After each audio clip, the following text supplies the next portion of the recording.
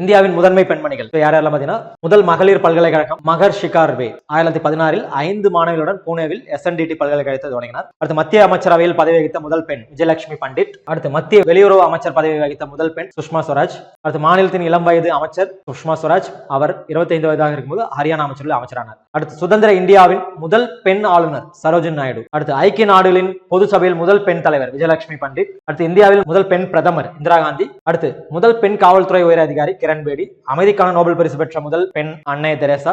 Everest சிகரத்தை அடைந்த முதல் இந்திய பெண் பச்சேந்திரி பால். புக்கர் பரிசு பெற்ற முதல் இந்திய பெண் அருந்ததி ராய். முதல் பெண் குடியரசுத் தலைவர் பிரதிபா பாட்டீல். மக்களவையின் சபாநாயகர் பதவி வகித்த முதல் பெண் சபாநாயகர் யாருன்னா மீரா குமார். உச்சநீதிமன்ற முதல் பெண் நீதிபதி மீரா சாஹிப் பாத்திமா பிவி. இந்திய தேசிய காங்கிரசின் முதல் பெண் தலைவர் அன்னி பெசன்ட். இந்தியாவின் முதல் பெண் மாநில முதலமைச்சர் சுஜிதா கிருபாலினி. அடுத்து முதல் பெண் காவல்துறை இயக்குனர் காஞ்சனா சௌத்ரி பட்டாச்சாரியா. அடுத்து இந்தியாவின் முதல் பெண் பாதுகாப்புத்துறை அமைச்சர் திருமதி நிர்மலா சீதாராமன். அடுத்து இந்தியாவின் முதல் பெண் நிதி அமைச்சர் நிர்மலா சீதாராமன்.